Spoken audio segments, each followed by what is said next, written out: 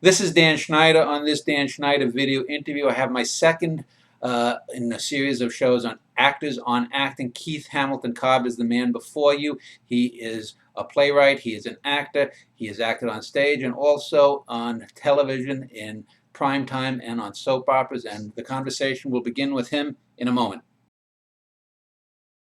As I usually like to do, I like to give my guests a chance to sort of give a little background about themselves, define themselves.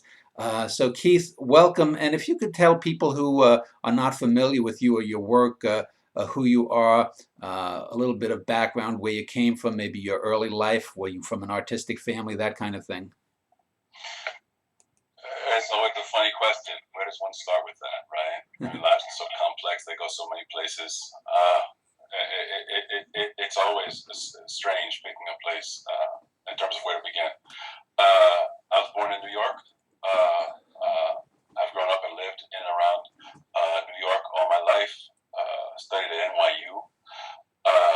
Had, I think, acting aspirations from a very early age, but wasn't a very social child. I couldn't really associate with student actors on the grade school and high school level. I just wasn't able to be part of the whole high school drama club scene. It wasn't what I did. I didn't really get back to it until after community college, where I went for 2 years studying English. I applied to one acting school. I applied to NYU, and for whatever reason, they accepted me. And the rest is history. I kicked around New York for many years, gig to gig acting jobs, and for an actor like me, who was growing his hair long at the time, I wasn't right for the typical mid-century Negro that was the focus of most of August Wilson's plays and Lorraine Hansberry plays, so I didn't get a lot of work in that area. Where it seemed to work was in classical texts in Shakespeare, which I generally preferred anyway. So I did that for a time until I got a gig in, what was it, 94 on the daytime drama All My Children, and did that for 2 years and went off to LA, except for a 3-year stint up in Vancouver doing Andromeda, the sci-fi show. I was in LA for 12 years, came back to New York in 2009, and have been here being that actor ever since. You know, one of the reasons I wanted to do this show is to sort of dispel myths that people have about acting, because, you know, people will see, they'll might have seen you on All My Children, whereas I first saw you, and then I saw you in Andromeda. People think, oh, this guy must live, you know, the life of Riley or whatnot. And I've known many actors who did dinner theater, cabarets, and never got above that in terms of monetary or name brand success. And, you know, even though you may not make as much money as a Leonardo DiCaprio or a Tom Cruise or a Julia Roberts or have that name, you're probably more successful than 99.9% of actors if you want to define success by, you know, name recognition and that kind of thing. But one of the things that I found interesting in researching you is not only with the writing and the stage work and film and theater, is that there's so many different areas that I can approach and ask you about various aspects. But I wanted to start with stage because yesterday, as we're recording this in 2016, yesterday was the Tony Awards, the 70th Tony Awards.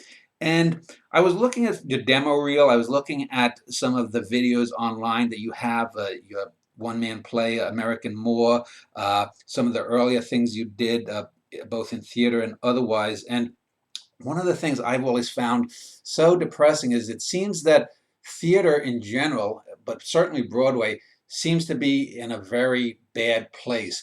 The person who won the directing award yesterday was for an 80-year-old or a 60-year-old Arthur Miller play. Jessica Lange won for an 80-year-old O'Neill play. You mentioned August Wilson, who is sort of like the, I guess you call the godfather of black theater. He's probably the biggest name black playwright. Where is theater today? Has it been Disneyfied to death with the Lion King and Spider-Man kind of musicals? Where, I mean, I just watching the clips of you doing some of the scenes from the American More, there's a gravitas. And last week I was watching a John Cassavetes documentary, and he's saying, I get so fucking sick and tired of entertainment. I want art. You know, as I get older, I'm a few years younger than you. I want a salad. I don't need a Snickers bar. Me too. I concur with that. As far as the Disneyfication of theater, of American theater, there is that aspect because it is first and foremost for mainstream American theater a business concern, and they go where the money is. Not only on stage, but certainly on screen as well. And I don't think you can blame the corporate world for being the corporate world. It is the animal it is. So we have to get over that and make our art in spite of it, or at least try to continue to strive to, or continue to beat the drum, as one of my very dear friends and colleagues says. The awards that you mentioned for the 80-year-old Arthur Miller play, et cetera, were balanced this year by awards for Lin-Manuel Miranda's play Hamilton, which is changing the discussion drastically. Perhaps only for a brief time. Perhaps everything will revert back to, I worry because I call it the Obama effect. When Obama was elected, much of mainstream America was apt to say, well, we've done it. Yeah. We've crossed the racial boundary and all's good now. And of course, when you look at Black Lives Matter and other organizations and movements, they're screaming, no, no, no, no. It's not all better. We still have a lot of work to do. And one of the ways to do that, one of the ways to push the discussion and move forward as a culture is through theater. If theater is doing what it's supposed to do, then it is a vehicle for change. And certainly his play has done that, and some of the other things that were in and around Broadway this year. So there is hope. I think the important thing for us as artists is to remain vigilant and continue to keep the vigilance in our work and keep pushing it. That's the thing. No, yeah, we could do Grease again. We could do West Side Story again, but we want to do this. I have these ideas. I want to put this forward to stay true to the spirit that is within one. It's very important. I wanted to talk. I'm not someone who really wants to focus on things that people can't control or that are beyond them. When you talk about the arts, you're talking about what people create. But because I was looking up some of your stuff about American More and stuff, and obviously anyone watching this video, not just hearing it, can see that you're a black male. And I in looking you up, I saw that you were listed as an openly gay actor. And I was wondering, when we talk about art, theater, or generalized, we get, I think in the last 20 or 25 years, so many minority groups, whether religious, racial, sexual, have been oppressed or denied, that now there has been sort of a coming out or a flowering, if you will, of people of color, people who various sexual backgrounds, religious backgrounds, whether it's Muslim, Jew, whatever, but it seems to me a lot of that times the art is just about I am this. Whereas if you look at someone like, say, a Truman Capote who wrote stuff for and Andy Warhol when he was big in the 70s, 80s, whatever art they were doing, that was just concomitant to the art rather than identity politics. I'm wondering, have you found it difficult in theater or in television or film even that people want you always to play, because you're a very large, muscular individual, the angry black guy, do you get boxed in to things because that's what people expect of you? And do you find it more from, say, the more liberal Hollywood types than, say, the conservative types from the South that might, want to put you in a box? These are interesting questions with myriad answers, severally layered answers. The short answer is yes. Yes, I can find that. I can find that all my life in career.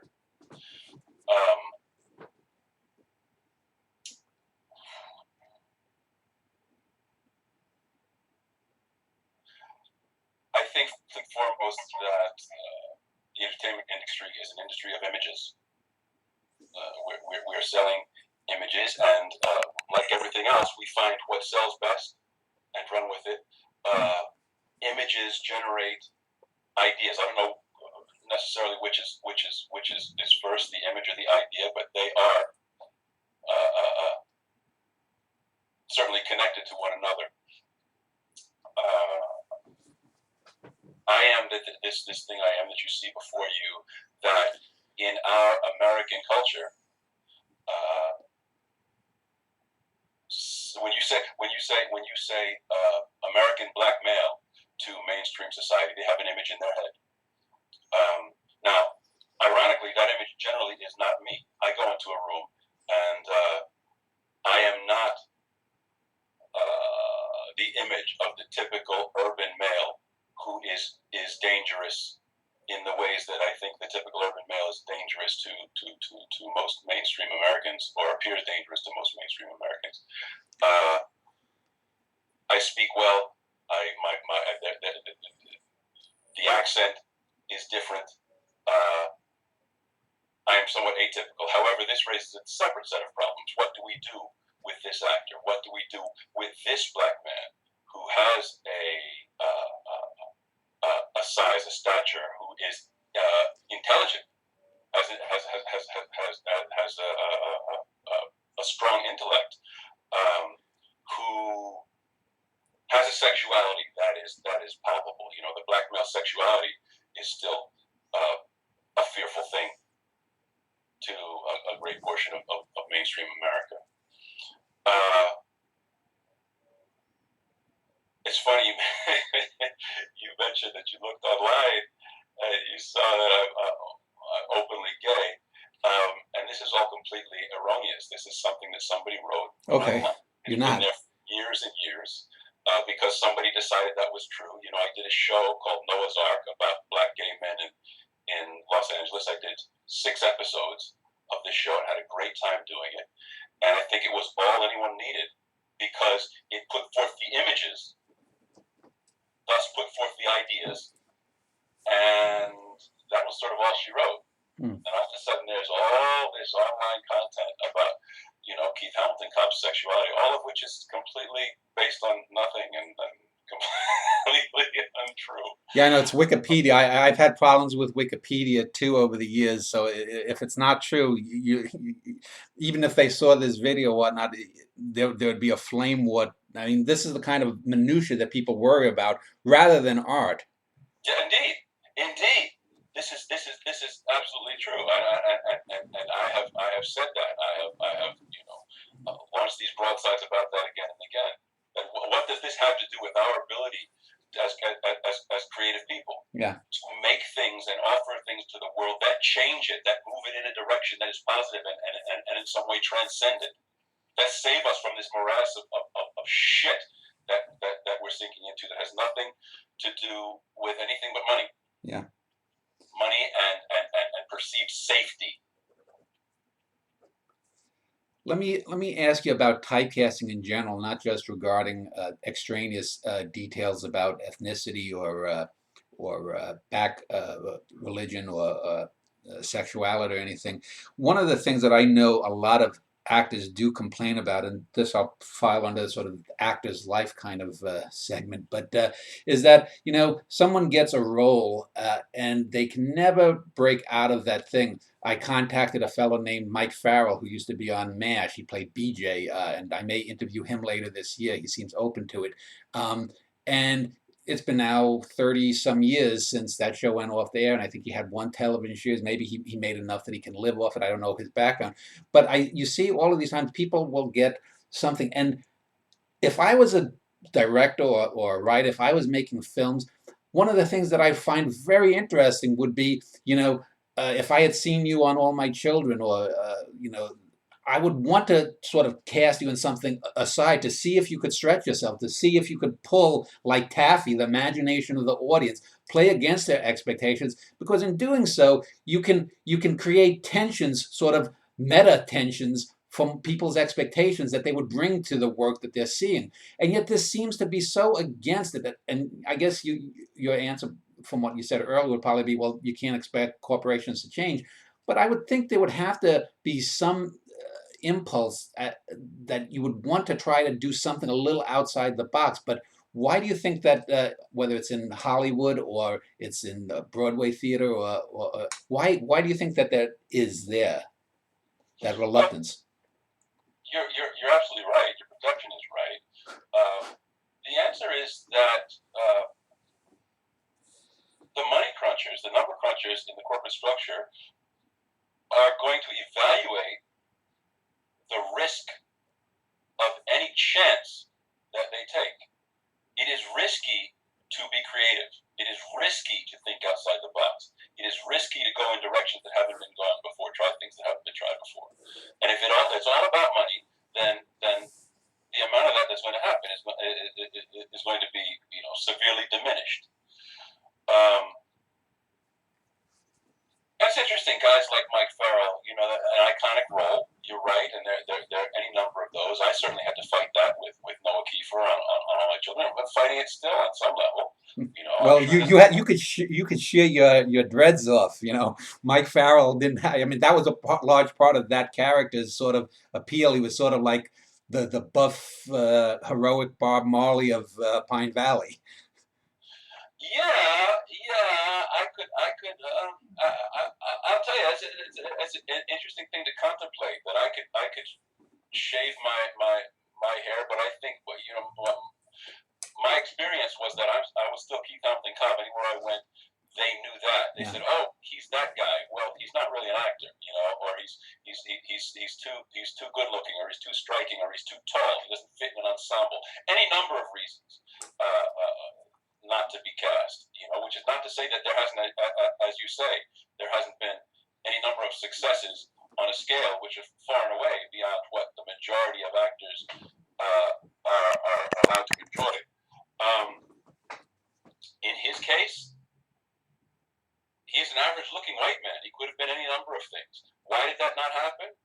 Well, there's also fate and luck.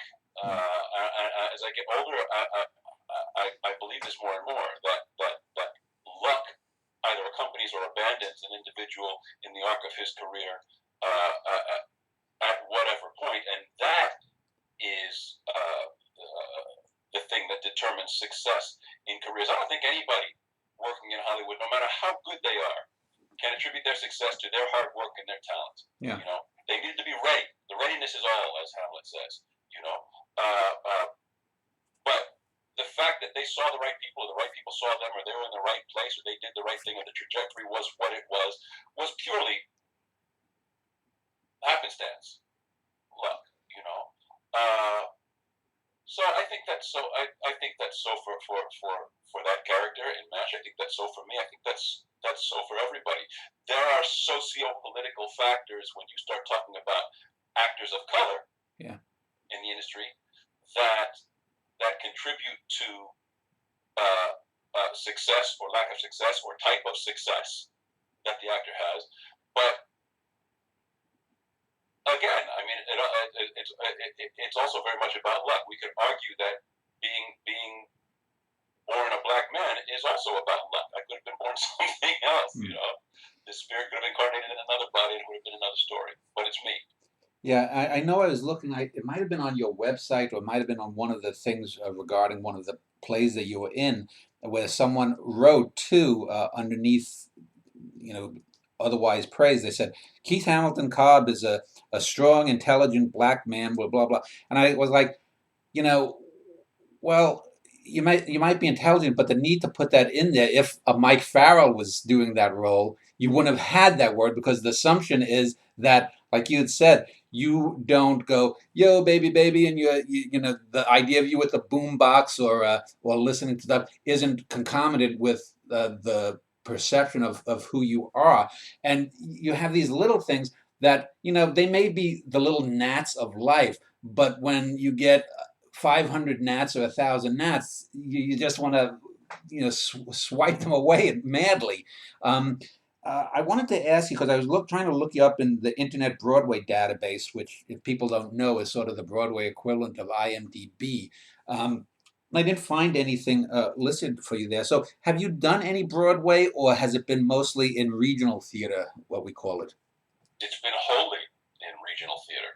Yeah. I've had no Broadway opportunities as yet in my life, and we're hoping to bring this show, American More, to at least an off-Broadway venue sometime in the near future, because I think it is truly a piece of work that deserves that and needs to be seen by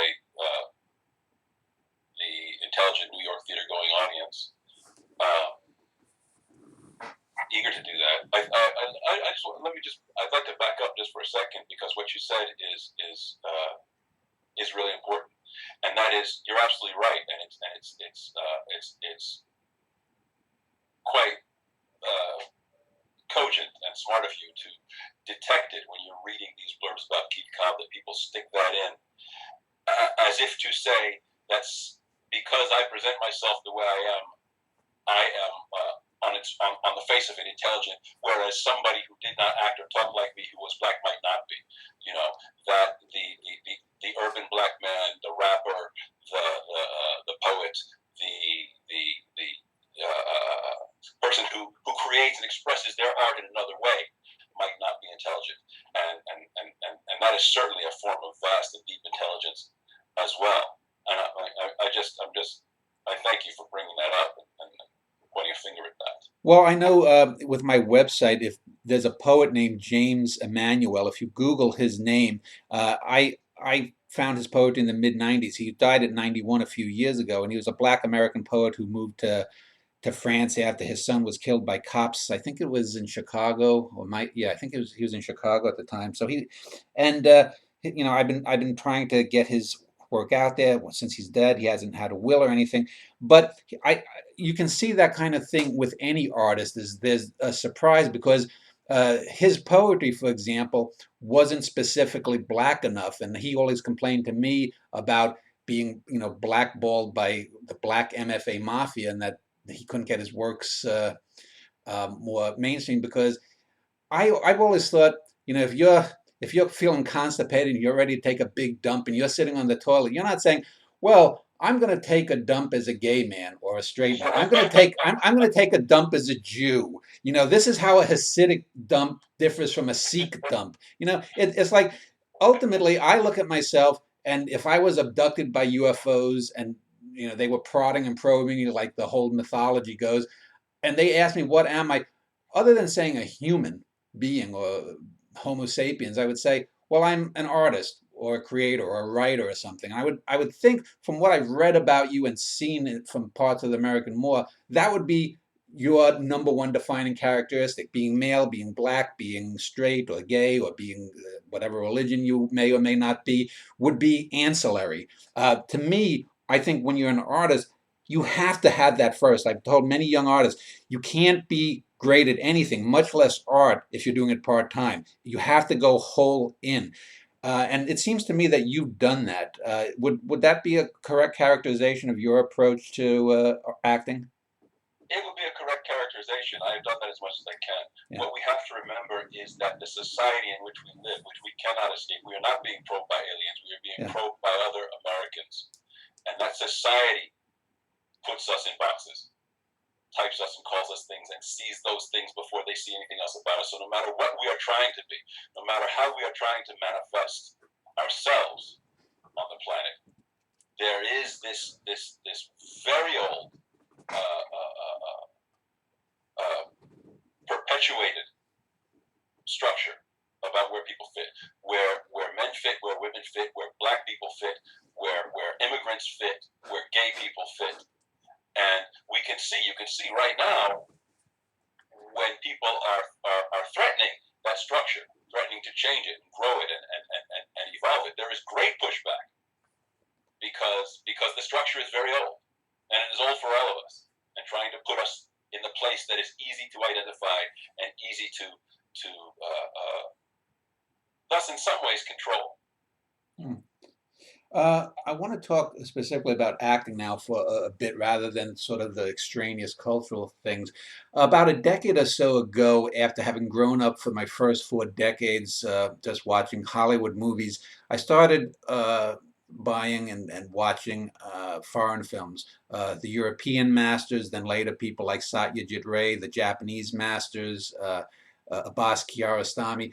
And what amazed me was not only the greater depth of the writing and the acting, the more commitment it seemed versus their Hollywood counterparts, but the acting was more total, whole body. And by that I mean, if you would see scenes that you'd never see in a Hollywood film. If an actor is despairing, you might just see them from the back and see their back and see them slumped over and their whole body acting. Whereas you get the requisite, eye line matchup. If people are talking, it's face, face, face, face, rather than seeing people. Do you when you have acted, say, in theater, and I guess it's more applicable in theater than it would be in mainstream film or television. Uh, do you find that that kind of acting is more apropos in theater? Is that the kind of acting that you find more challenging than, say, just the hit that mark kind of thing? Do you know what I'm talking about? The other kind is more challenging. The television and film Really? variety is more challenging just because it is not a continuous arc beginning to end. Now on stage, you can't cheat and you can't lie. You gotta if you go out there and you screw it up, they're all gonna see it. And there's no going back to do it again. You can't do take two until the next performance. But it is a continuous arc, and it is, if you're working with good actors, much more like an honest one-to-one conversation with an energy between you that, if you're doing your work well, the audience can feel and see. When you're doing a film and you're doing a scene about how your mother died in the beginning, when that's in the end of the film, but you do that scene first because that's the way they're set up, without having had the time to build the emotional content that it would require for that moment in the film. That's all very strange and disorienting and distracting. And actors who learn how to do that well are of a certain breed who work well in those mediums. And you'll find often that they can't go do the stage work. Yeah. For them, that's what's difficult, is having to do it all at once, having no breaks, having no second or third takes. Would it be the equivalent of, say, in sports, if you're a batter and you're going up against a guy who's throwing 105-mile-an-hour fastballs, and then you get a guy who's throwing spitballs or curveballs all the time? Is that sort of the difference between, say, stage and film and the different types of acting? Is it basically the same, but you have to adjust slight little things? Sometimes they're not so slight. Yeah. Sometimes they're big things. Television and film, they're very stilted mediums where as you say, in our culture, the way we do it, it's all about stuff in the face and the close up and in Andromeda, when we were doing that show, they were even concerned about, we'd go in and loop lines that were not caught on camera. A character would say something and they'd be afraid that the audience would miss that line because they didn't see the actor say it. So they're worried that the actors aren't listening, that they're only seeing, so they would go back and they would fix that, which speaks to just what you were saying. They're not interested in painting the picture or the art of, say, a character's emotion, taking his shot from the back and watching the way his shoulders move, or the way the way his body is standing, his posture in that moment. And you see that much more in European films. But I think, in certain respects, there's a lot less on the line. Again, it comes back to money. What are you selling? I watched, going back to theater, when I first came back to New York, I think in 2009 or it might have been 2010, there was a show in the New York Armory from France. There's an artist who some of your listeners may know, named Ariana Manushkin, and she has a company called, I believe, Théâtre des Soleils, and they're sort of like France's national treasure. And they work and live on sort of a commune outside of Paris in the countryside, and they're subsidized by the French government. So they have a lot of money to go out there and work and create theater and do nothing else. That's just, they don't have to have day jobs. They don't have to. They can just create this thing. And they brought this piece called, my French is terrible, but I believe it was called L'Ephémère, or The Ephemeral. Yeah. And as far as I could see, it was about the profundity and the mundanity of our lives, and it was basically 7 hours of moments in life. This could be a moment, me just sitting here talking to you. It totally mundane, until you step outside of it and watch that being embodied by an actor who's been working on what that is for months and months and months, not 3 weeks like we do in the regional theater in the United States, but has been working on this and coming to work every day and working with other actors on playing these moments. And this thing ran for six hours with a dinner break. And I was riveted. There wasn't a moment I wanted to turn away. How can you make that here? How can you make 6 hours of theater that is that compelling, running from beginning to end? Yeah. You can't, because you're interested in other things. And it costs too much money to even consider exploring that. Yeah, and it reminds me because just last week I rewatched My Dinner with Andre, and I was hoping to get Wallace Shawn to do one of these shows too, but I couldn't. But there's a perfect example of, I think, if you get an act of quality and they rehearse it and whatnot, even the things that may seem to be pablum, may seem to be just a string of cliches, if you get an actor or two actors that are interacting, they learn that those are just the things that are on the surface. There's something within it, and a great writer knows how to set up that kind of thing, that you could be talking about watching the Yankees, or the Knicks or something, but it's really something deeper that's going on between them, and the actor needs to find what it is, because they could really be talking about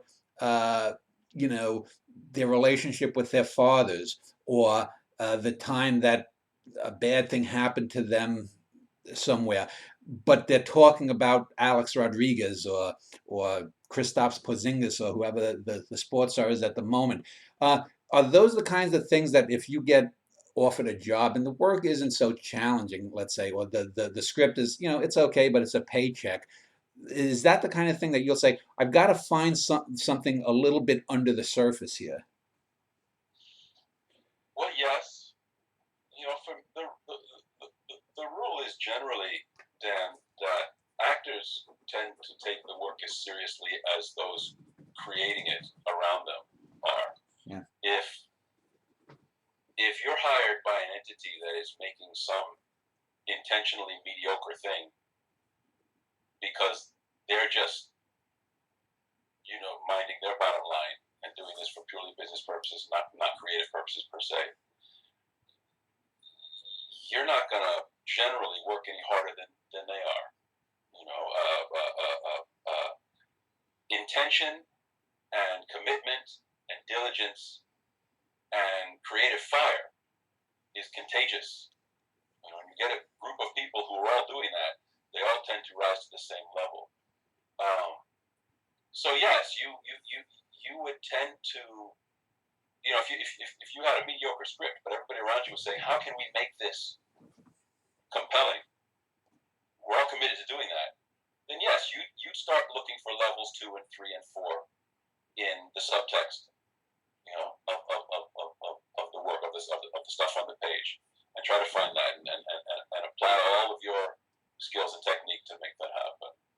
Yeah, I think with art, and especially with popular arts like acting in cinema or TV, people always complain, for example, about the election process, and people who complain about why we left with Trump and Clinton. I say, well, why the hell don't you vote third party? Why don't you try to do something different to get out of that mess? And I think it's the same thing when people are always complaining about, why do we have another Michael Bay film where things just blow up? Why do we have Fast and Furious 23, The Revenge of the Motorcycles or something?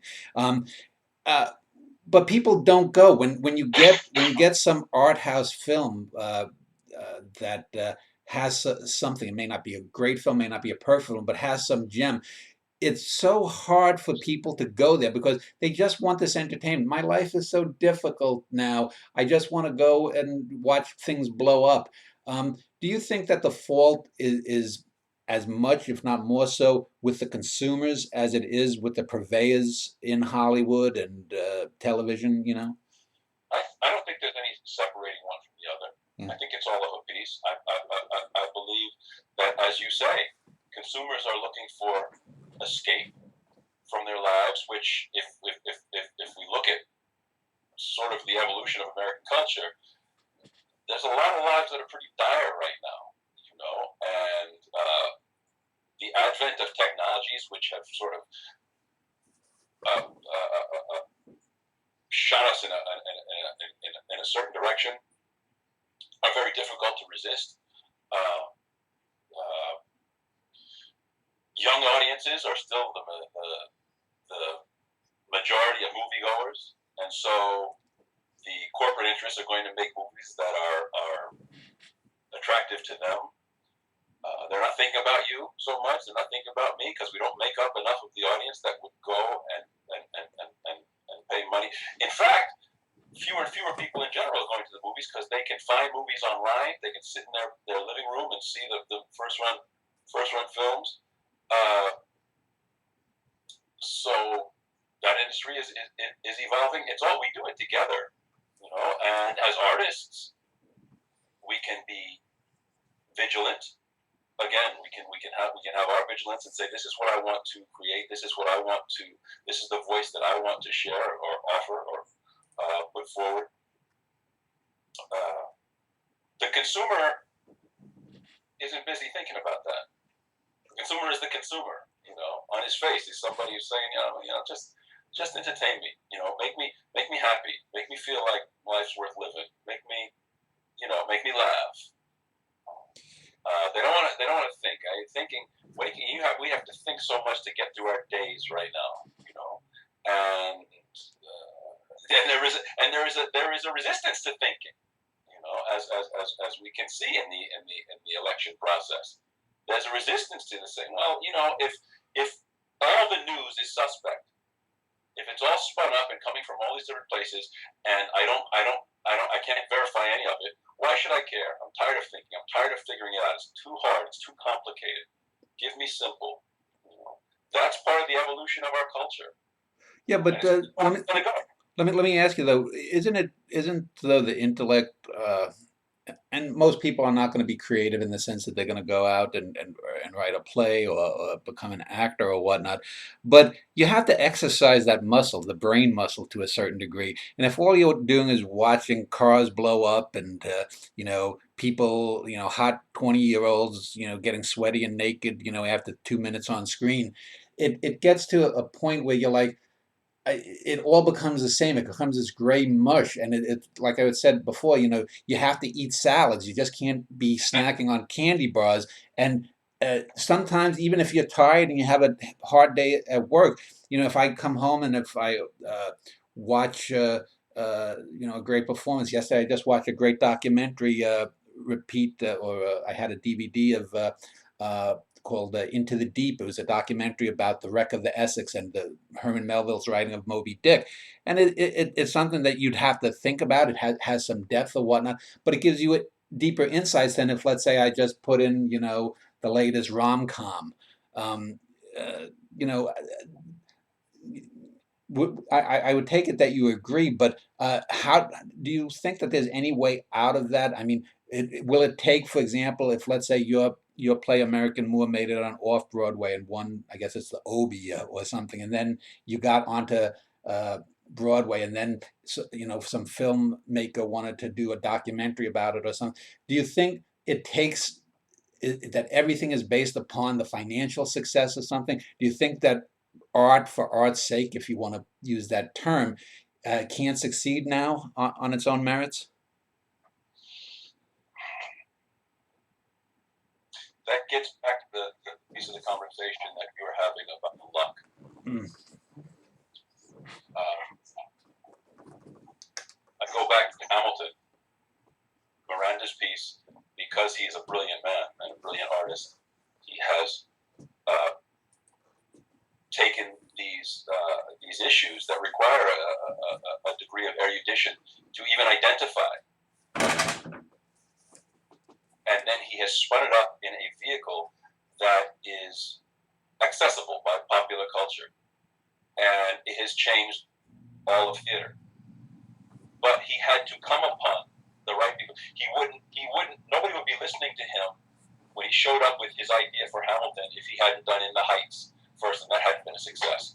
That wouldn't have happened without several factors lining up to make that occur. So, in answer to your question, there are always the opportunities for something to emerge, something transcendent and beautiful and wonderful, and makes the America take a cumulative breath. You know, yeah, holy shit, you know, and stop and think. But like anything, the culture is moving so quickly. Technology is moving so quickly. It's like it has the effect of 9/11. The towers come down. Everybody's this thing for a moment. Oh, we're all together. We're all united, and we love each other so much. 3 weeks later, they're back to their lives. Yeah. You know, and dealing with the bullshit that they're faced with day to day, which is not simple, is complex. It's not simple like it was 200 years ago. Yeah. You know, and it is the culture is disparate in terms of its needs. You know, so many people here who want so many different things, and you can find niche markets for anything.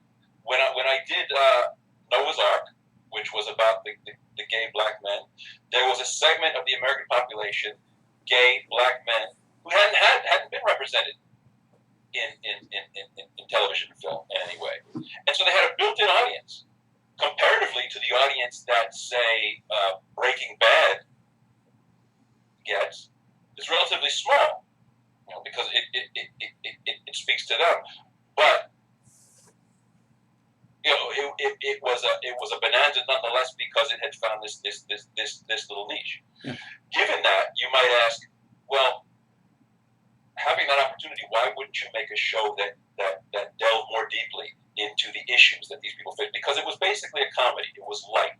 You couldn't really discuss or explore the issues that this community faces, you know, on any kind of real level.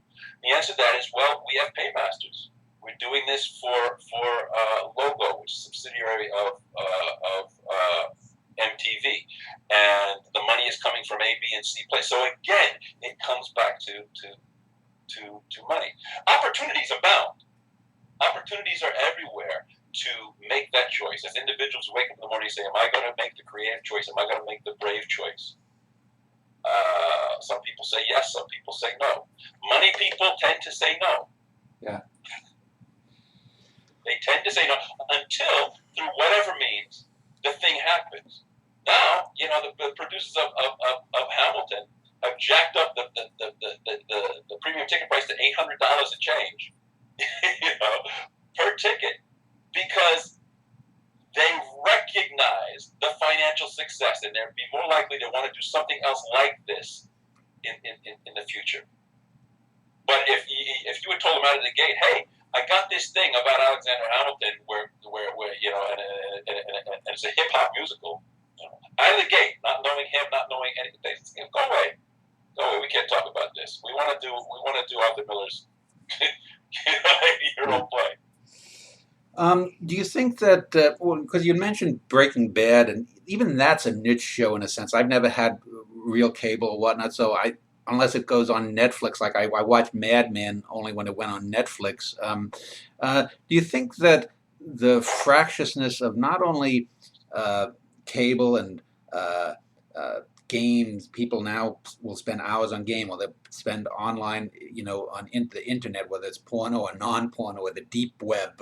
People with conspiracy theories and whatnot, because there's so many ways to fracture things. You're not going to have like I Love Lucy or Archie Bunker, where you're going to have the water cooler conversations about, did you see what Archie said to Meathead about the Vietnam War?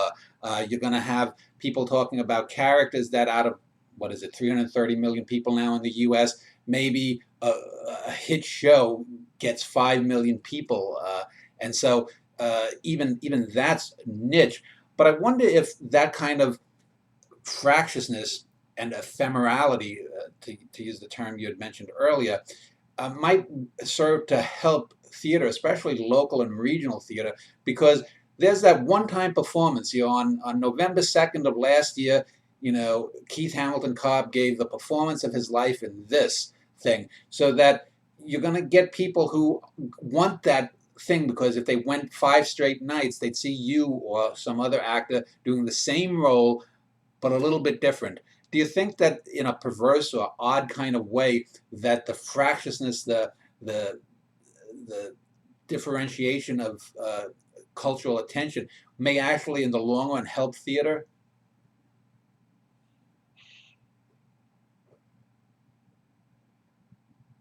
Well, it helps. It certainly helps this interesting new golden age of television, because the proliferation of channels. There's something for everybody out there, literally. Everybody finds original, produces, creates, generates original content to feed a particular audience, and they find it, and they can run with that for a period of time. Do people ultimately get up from their television sets and venture out to go sit in theaters? Less and less right now, unless it is something that has been touted to them and ballyhooed, like The Lion King, or there's some recognizable star in it. They don't tend to go to theater just because it's theater, just because they want to be moved in the ways that only theater can move them. To be challenged in the way that sitting in a space with live actors conjuring its energies and theatrical spirits move people. I think that happens less and less. I don't know. Nobody knows the trajectory of the American theater. I don't hold out a whole lot of hope for it, but it's nothing that I can abandon, because it's what I do. Yeah. It can be argued that it hasn't treated me particularly well, but that's all right. This is my life. I continue to do that. Students ask me. I very often get asked, what is your advice to aspiring actors? And I say, if there's anything else that you just as soon do, go do it, because this sucks. But if this is what you do, if this is what the direction in which your spirit guides you, you can't not obey it. You can't not listen to it. And for me, that's been a blessing. I mean, I have to show up and do this and continue to manifest this and continue to try and do it well, because I don't really do anything else. I am a creative. That's what I do. And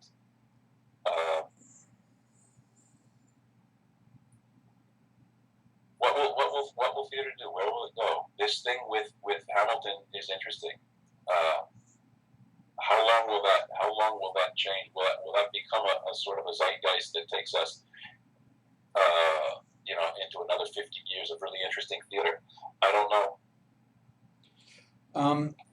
I want to talk a little bit about a demo reel that I watched of yours just an hour or so before we started talking, and I want to, in the second segment, after we get done with this in a few minutes, talk about some of the roles that you've done in the past. But I watched a demo reel, and it was with you and Michelle Stafford, the actors from Young and the Restless. I guess you were on that in the mid-O's. And it was, your character was talking about some accident or something that had happened to another character off screen, perhaps. I don't know. I'd never watched Young and the Restless. And the thing that I found interesting about it was uh, that it was almost as important from what your character was withholding emotionally and narratively about whatever the event that happened that he was describing to the Stafford character, as much as what he was saying. And the thing that struck me about that is I've watched soap operas. I watched All My Children. I watched General Hospital. I watched some of One Life to Live for since I was a teenager, and often soap operas, I guess, because of the highly repetitive nature and of just the stories and whatnot, fall into bad habits. Even well-known actors like Tony Geary or Maurice Bernard, there are times you can see them just phoning in the 27th time they've done this type of scene before. But that scene, the demo reel that I saw with you and Stafford, as I said, you could tell that there were things that your character, and I have no idea what the story was withholding things emotionally, withholding things narratively. How important do you think that is in acting in general, and especially when you're doing what we would call a more lowest common denominator uh, medium like soap operas versus say stage acting in Shakespeare or O'Neill? How important is that withholding of things?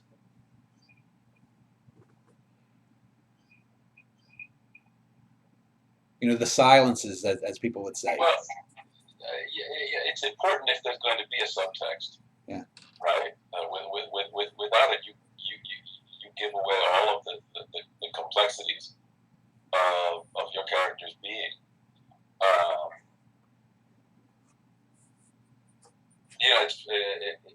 It's funny. We've been talking about the evolution of the culture as it relates to these mediums, and you just mentioned that in daytime you can see somebody phoning in a performance because they've done it 400 times already, and we don't think that they're necessarily a bad actor. We're smart enough to know that in that medium, doing that is going to drive them, unless they're very, very special. 20 years down the road, can they still pull the magnetizing, compelling performance, out and put that forth? We know that's very tough because we know that these mediums are about homogenizing, right? All of them are about, let's do more of what made money yesterday. Let's not talk about, no, I don't need level 2 or 3, certainly not level 3. Just give me more level 1. You did that great yesterday. Let's do that today. And the audience is accepted. So in our discussion, we've been over all of this. For me, I left each of those shows because I did not want to become somebody who had succumbed to just doing a job, showing up like I'm showing up on the line at GM or somewhere like that. And I don't, it's very tough to talk about this in the first person because I don't like to be perceived as somebody blowing my own horn. I don't like to be. I'm not the best actor in the world, But talent is the cheap commodity. Yeah.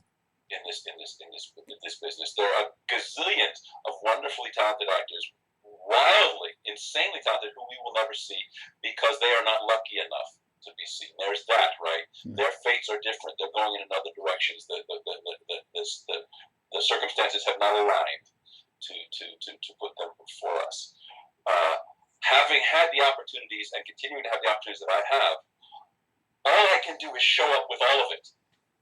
This is what I do. This is what I've learned to do. This is what I do well. This is what has proven to work. And I don't even call it a technique. I don't have a technique.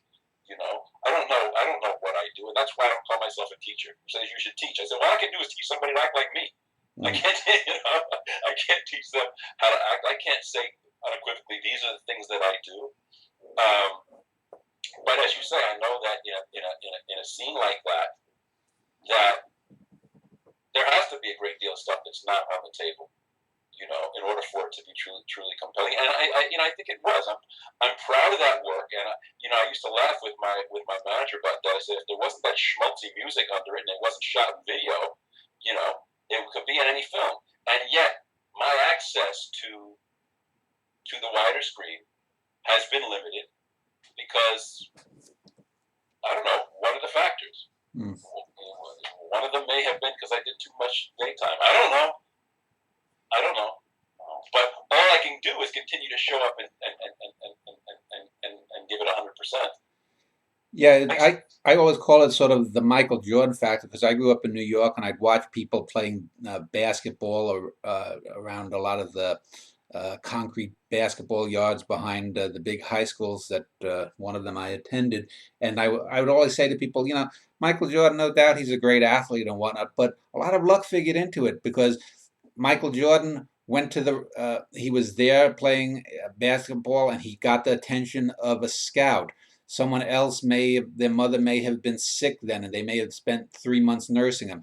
Michael Jordan went to North Carolina. He played under a guy who was a great coach and whatnot. He was developed properly, whereas some other guy might have gone to some small college school with a mediocre program. He luckily didn't get injured, or he only had one major injury in his career. There's all of these things that there are guys who may have had more talent than Michael Jordan. There may have been dozens of basketball players more talented than a Jordan or a LeBron James or a Stephen Curry or whatnot, but somewhere along the line, something derailed. It may have been because of them, but it may have just been that they weren't at the right place at the right time, seen by the right eyes who could move them up. And acting, of course, is like that because I can write great poems, I can write a great novel, I can write this. You could find Moby Dick, and even if it had never been published for 160 years, someone could say, "Wow, this sat around in a steamer trunk for 160 years. This is great." But that great performance you gave, in 2012 in Allentown, Pennsylvania, or whatnot, that's gone. That's ephemeral. No matter how brilliant you were then, no matter how many accolades a critic would have given, that's gone. Yes, if you're in a film, that can have some longevity, but like you said, luck is that four-letter word that I think people dread more than any other four-letter word. Yeah. Um, You are absolutely right. Absolutely right about that. It could be that there was I can't remember the author's name. He speaks a lot on NPR. He wrote a book called Outliers about that very thing. uh, A whole book about you'll have to look up his name. I wish I could just pull it off the yeah, top of my head. But what you just described, Bill Gates yeah, was at a high school where they were experimenting with this school-wide use of these computers for the first time, and he had access to this moneyed school with these computers, and got at the very forefront of that movement, and had he not, he'd be some other thing, doing some other thing. And he has example after example of this in his books. So I believe that more strongly now than at any other time in my life. It does not stop me, regardless of that. If this is what you do, you show up and you do it. You do your work and you create your body of work, whatever it is. let me Go ahead. I'm sorry. no, let me just ask a final question, and then I want to turn to some of your roles in the next segment. There seems to always be acting. Uh, like I said, a writer can hunch over and type away or write their poems longhand. A painter can paint in their studio. A photographer can do whatever they're doing in their own privacy. But an actor, because it's a performing, interpretive art, you're out on a stage, you're in front of 40 other people doing a film or a television show, and you have these seemingly ostensibly private moments that everyone has access to, or lots of people have access to. And so I'm wondering, is there an initial hump that you have to get over as an actor? Because there may be, if you're channeling something, your mother hit you with an iron when you were young, and you still resent that, and you have to dredge that up to get the character that you're portraying to do something terrible or something. Is how do you transmute that deeply personal into something that the audience who's uninvolved and don't know what's coming necessarily, to something they can relate. What kind of internal calculus goes on in the actor's mind to twist that very personal in a very impersonal medium? But if I were a method actor, I would be talking to you about all sorts of things like substitution and sense memory, which are the I guess most identifiable techniques for doing what you described. My answer to all that is I don't really know. When you are on stage and getting used to being on stage in front of people and being available and honest, there is a process that you go from being too self-aware. Most actors in their learning, too self-aware, too result-oriented, trying too hard to convey something to the audience instead of just being human and being available and as you get more and more relaxed with the fact that the audience is there watching you, and allow yourself to be more and more present with what's happening in your moment, in your world, in much contemporary theater behind the fourth wall. It just happens. Some actors are far more expressive. Montgomery Clift is an example I use of an actor who just had his soul on his sleeve, on his face, all the time, and it was just so present because he was that sensitive. Of course, he died from being that sensitive, So I don't know how many actors can actually do that, and we train our theater audiences to accept levels of reality from us, which might not be absolutely authentic, so that when you see somebody being 110% authentic, it really shocks us. Yeah. So, holy shit, I never saw that level of availability. How do they do it? I don't know. I really don't know. I don't know how I do it when I'm doing it well. Believing in the moment. I think people would ask kids would come on soap operas playing under fives and extras and things, and they're new and they're eager to learn. And they say, "Well, how did you make that? How did you cry in that moment?" I said, "Well, I just was pretending. I just believed what was going on. I just believed that this thing was happening in my life, and it made me very sad. I just bought it. And I think that there's a breed of actors, certainly I can speak for myself, that just do that. I don't need to go find some other terrible thing that happened. Yeah. I don't need to find some other, horrendous moment in life. In fact, there are physiological things in my body and brain that are there for this express purpose of keeping me from remembering those things. So why would I mess with those? Yeah. Let me just believe what I'm doing now. I know what it feels like to have some terrible things happen. When they do, if something that we get off this call and some terrible thing happened, I would feel it. Yeah. And I know exactly what that would feel like. People say, I hear people talking in the wake of this tragedy that happened yesterday. The Miami, or not the Miami, the Florida shooting at the gay bar. Yeah. People are saying it's unimaginable what they're going through. And I'm like, what the fuck are you talking about? Yeah. It happens every day. Yeah. I can imagine. I've seen it happen 100 times in the past year. Yeah. There's nothing unimaginable about it. It'll be unimaginable when we fucking change it and it doesn't happen anymore. Yeah. But right now, I have no problem playing that. I can play that scene. Yeah. It's like when people talk about, whether it's a serial killer or the death camps or Stalin, Soviet Union, and people will say, these were unimaginable horrors. They're saying, well, maybe if we hadn't had Attila the Hun and Genghis Khan and Alexander the Great, and human history is a litany of people butchering people for the most insane reasons. And how do you, like you said, that we are somewhat more civilized now than we were 2,000 years ago, when Alexander the Great might order your heart cut out because you didn't bow properly to him.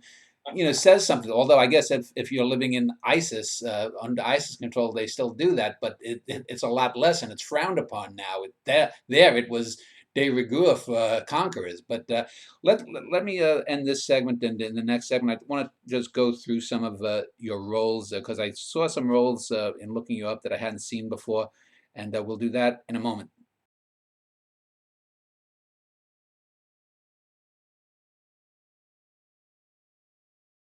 I've been speaking with Keith Hamilton Cobb. He's an actor. His website, by the way, is keithhamiltoncobb.com, and I will have a link to it below, and also maybe his IMDb page below this video. Let me talk a little bit about your career now. And I've got the IMDb for your TV and film work, but let's talk about the stage first, since we've probably predominated with that. You said after the sci-fi show Andromeda that you did, have you then concentrated mostly then on the regional theater? Because it lists your website talks about being a Shakespearean actor. So how many different productions have you been in, or roles, say, in the last 12, 15 years or so, if you've been doing that? Yeah, it's funny. I don't go to that term Shakespearean actor. Some places you see noted Shakespearean Yeah. actor. I don't know where I became a noted Shakespearean actor, except that I came out of school loving Shakespeare and wanting to do it. And what happened was, as I said, nobody was hiring me to do August Wilson. Yeah. And Shakespeare, the mythic sort of size and scope of Shakespeare's characters, anybody can be anybody in Shakespeare. So I was getting hired to do that, but even then, the roles were few and far between.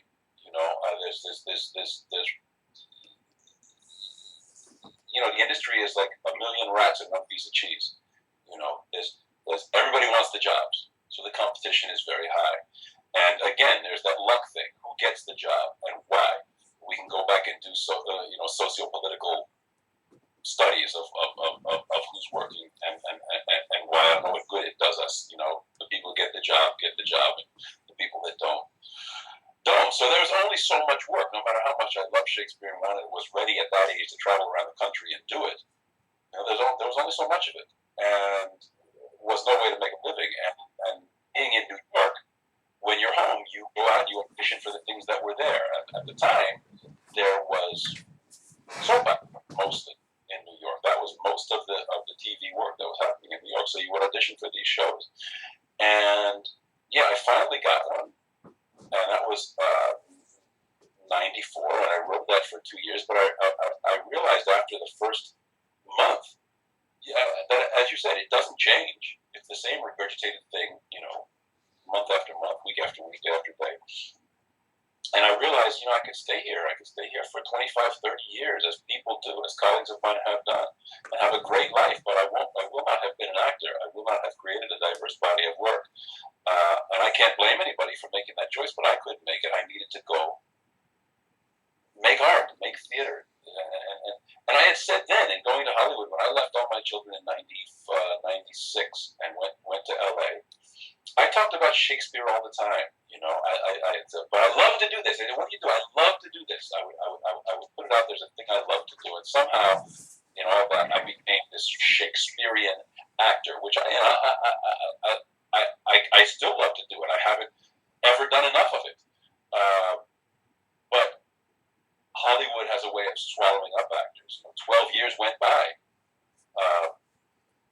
where I was making money. I call them monetary successes, but very few creative ones. Mm-hmm. Not that the characters that I was able to create, I think Tiranasazi on Andromeda was an extremely creative character and very interesting. But he was in a frame of a show that was made for syndication, which, wasn't holding the artistic high ground on any level. And again, at some point, an artist says, well, I can stay here and collect this check, or I can go make something else. I can take the brave choice and go and create somewhere else. So again, that was my choice. I came back to LA in 2003, and I did pilot season for a year, a season, and it yielded nothing. And the industry was changing rapidly, right? All the stuff that we discussed about the revenue streams and the platforms for content were changing rapidly. The business model was changing rapidly. aging, and the casting people were changing. The people who knew me back in the day were dying out. The younger people coming in who know me or what I did. I wasn't a household name, except if somebody looked back and said, "Oh, yeah, that did that." That guy. So there just wasn't a ton of work, and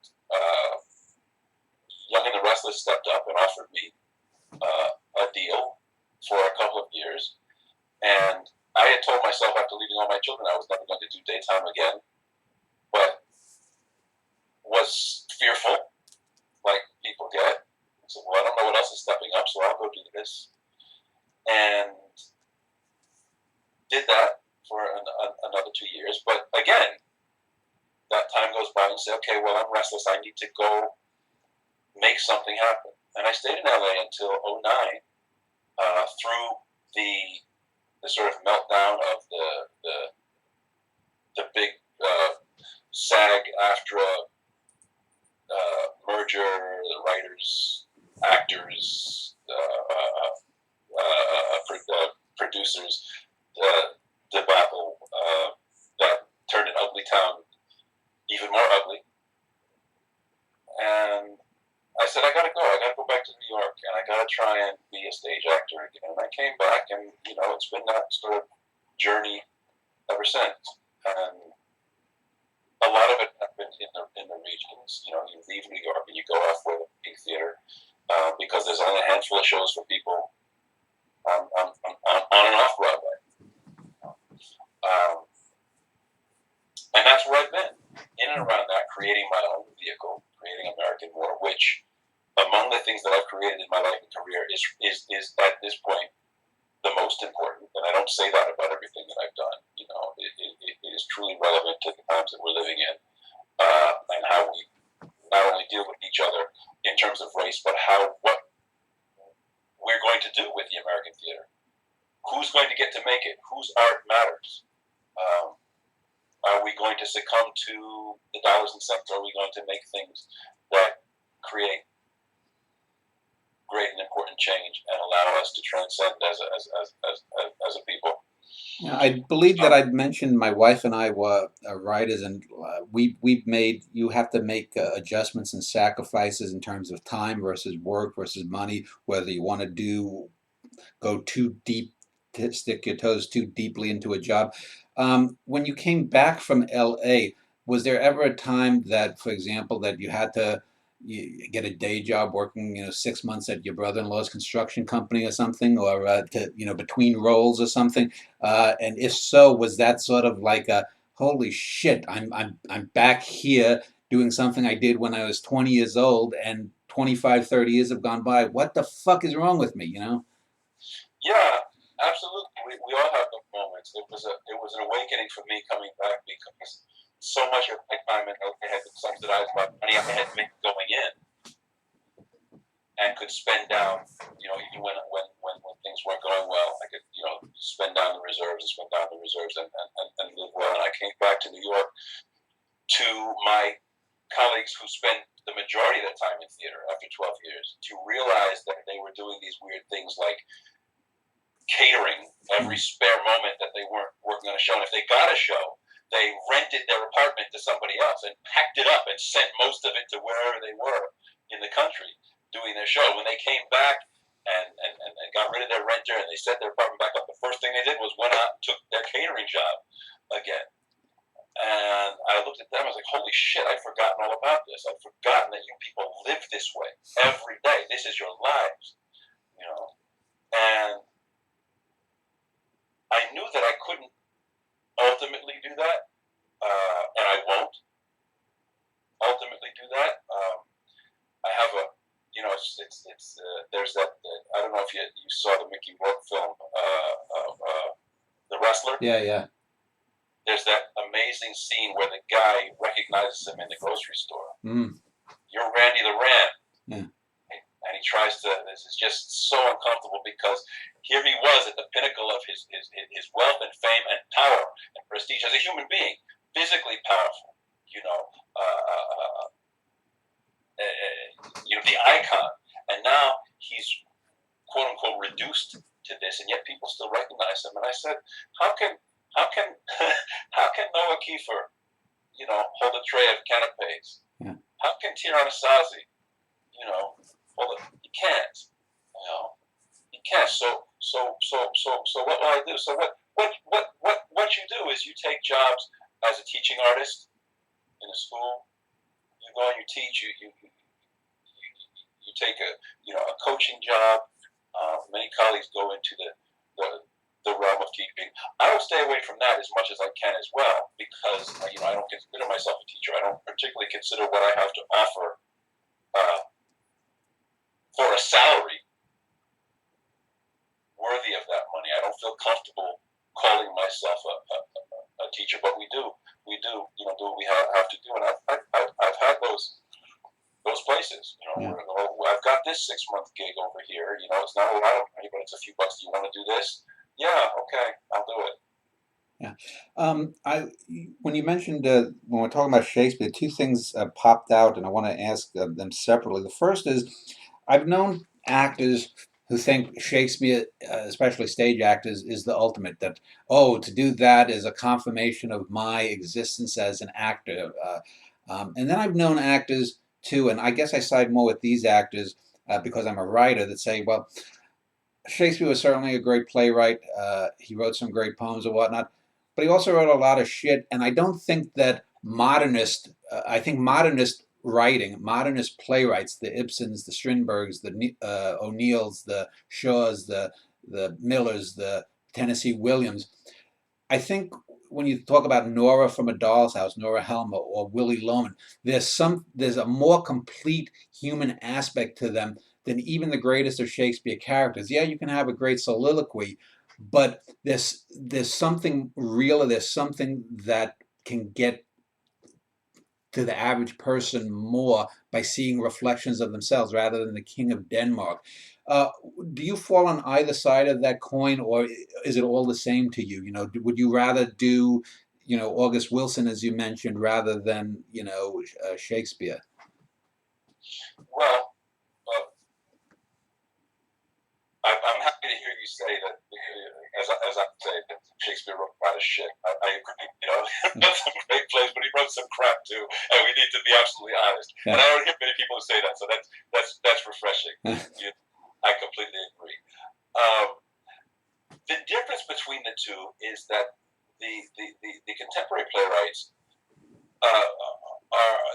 there is subtext to play, and in Shakespeare, it's all on the word. Yeah. He wrote exactly what he wanted you to express on the word. And contemporary actors, particularly American ones, find a way to infuse it, given American acting techniques and a general American actor proclivities in doing the work. I think the material can become the classical material can become much more complex because it is Americans doing it, if they're indulged, to do it. Now, there's a danger there because they tend to stray from the word, put air in between the words, and that's not good either. The text is the text, and you have to maintain the meter, you have to maintain the verse, and you have to, it's important that you do so. You can't really start jacking off with his material. There's an interesting symbiosis of American actor proclivities and Shakespeare, which can make really brilliant stuff, as brilliant as anything that Arthur Miller ever wrote. That said, The Crucible was the first play that I ever saw that got me interested in acting. I watched that in high school, having out with my buddies and half drunk and looking for something to do, and decided we'd go to the school play. And I sat down and was riveted by this high school production. This place, I want to do that. That's deep, compelling shit. So I love it all. I think good actors adapt. There are certain technical things that one needs to be aware of in terms of speaking verse. diction, how the verse actually works, that actors have to be aware of in order to do Shakespeare. But I think good actors are just malleable, and there's not one that I like, one form that I like better than another. I love to do Shakespeare. I love the big mythic characters who say exactly what they mean. Whose every emotion is on the language, is on the word. And I talk about that a great deal in American War. Yeah, you mentioned meter, and I wrote about 15 years ago an essay that young poets still write to me about, called Robinson Jeffers, who is an American poet, and the metric fallacy. And I know a lot of Shakespearean actors complain that human beings do not speak like this in blank verse, and that's one of the things that's off-putting, because there are other ways to get to poesy than this old. I mean, certainly Shakespeare was light years beyond the Greeks. I mean, when you read the few plays of the Euripides and Sophocles and whatnot, you can see the rudiments, and people sometimes look at that as pure theater or whatnot. And it's like, come on, Shakespeare had to be better than them, because he had 1,500 or 2,000 years head start. The great modernists have to be better than Shakespeare because they have a lot more. In 500 years, if people, and I still think that the theater will survive if we're around the moons of Saturn and have, a theater there, or Andromeda, that they have to be better because they have more to draw on. They'll have artificial intelligence. Maybe we'll meet aliens. There'll be situations that we can't think of. So of course they're going to have to be better in terms of plumbing what this thing we call existence is, because they will have more to draw from. Anyway, I was going off on a rant there, but the other thing about Shakespeare. But it's interesting. I'm trying to find the root of your rant. Can you distill it? Well, I think I think in art especially, there comes a burnishing of old masters. Like you said, that you were relieved to hear me say that Shakespeare wrote some shit. I remember I had an argument 20-some years ago with a woman who was a dramaturg. We were arguing about Midsummer Night's Dream, and I thought it was one of his worst plays. People always say Titus Andronicus is or something. And she loved it or whatnot. And I think people often conflate their likes for the good bad axis. Someone would say, Ed Wood, the infamously bad director of Plan 9 from Outer Space, is a bad director, and someone would say Terrence Malick is a great director. But if you suggest, say, that Steven Spielberg is not as great as a lot of people think, because I don't want to get into it. People sometimes get offended because they think once you've gotten a certain level of fame, once you've gotten a certain level of acclaim in whatever art or whatever human endeavor, there's no real criticism that you can lob against them. And certainly you're going to have envy or whatnot. People would say, well, because you're not a famous writer, you're just envious of Shakespeare, or you're envious of this, that, or the other. But there really is a thing. Humans progress. We're still not, just chipping our first wheels. And Shakespeare necessarily had to be able to dig deeper than Sophocles could, because he had 2,000 years of the Dark Ages, of the Reformation, of the rise and fall of empires that he learned from. And similarly, so would an O'Neill. I don't think, for example, that whatever greatest Shakespeare play that you could, I think Othello is his greatest play, because to me it's like a boulder coming down a hill. It's just nonstop power. Whereas some of the other plays like Hamlet, while they're great, they have these little sidebar subplots that I think weaken the story as much. But to compare it to, say, The Iceman Cometh, or to compare it to, say, Long Day's Journey, I don't think Shakespeare was constitutionally capable of something that wrenching, that intimate. Do you know what I'm saying? I know what you're saying. I don't You necessarily disagree? agree. Okay. I think that what changes are the creative tools. The Okay. innovation in theater changed from age to age, but the nature of mankind did not. And as you said earlier on, we're still killing people, arbitrarily, like Genghis Khan. Mm-hmm. the nature of man remains the same, or if it evolves extremely slowly. Mm. So we're kind of in the same place. So Sophocles, Shakespeare, O'Neill are all, their perspectives change because they're looking at different cultures, different trends in the natures of society and history, and they're using a specific set of tools.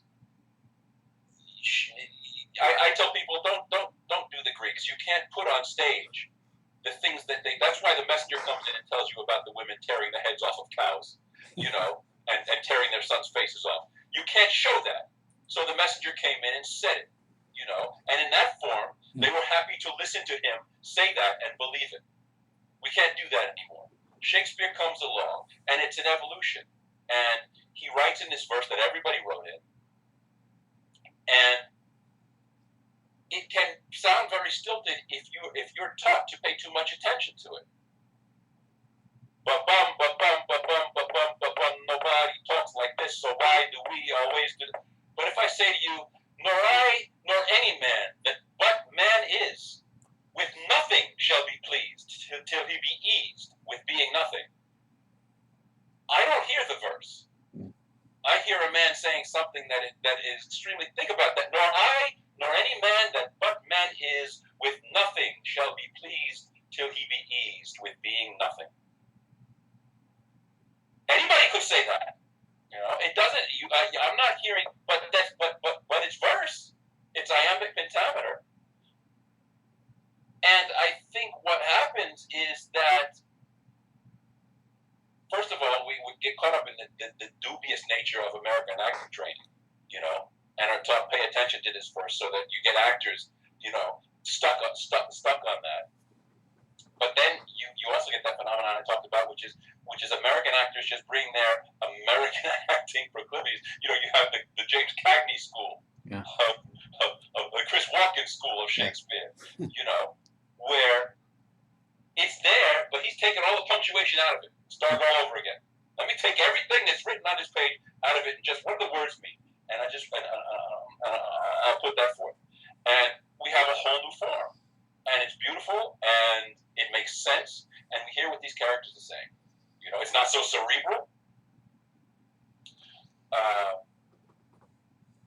Then we move over to O'Neill, or what would be the equivalent in film? Maybe somebody like Abel Ferrara, or somebody like that, where it's purely the internal angst-driven thing that he's interested in. It's all about spawning actors who do like Brando and Clift and guys like that. We're all about watch me sit here and you're gonna watch me sit here and emote and you're gonna like it.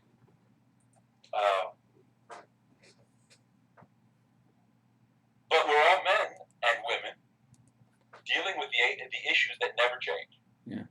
The other thing I found interesting with what you said about Shakespeare was you said you found it easier to get roles in Shakespeare than August Wilson, which someone would think is counterintuitive, because you would think that there would be more roles in plays that feature or were written by a black writer rather than Shakespeare. And it comes to mind then the idea of colorblind casting. And have you found it difficult, or have most of the productions you've been in been more colorblind casting?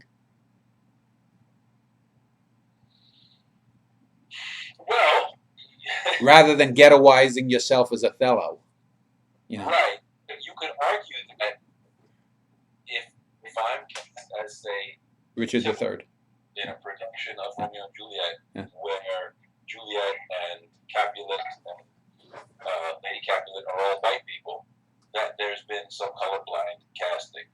That term is dangerous because it means we are no longer aware of color. People like to say, "Oh, I don't see a black man, I see a man." And you say to them, "What the fuck is wrong with you? Are you blind?" Because I'm certainly black. I don't look like you.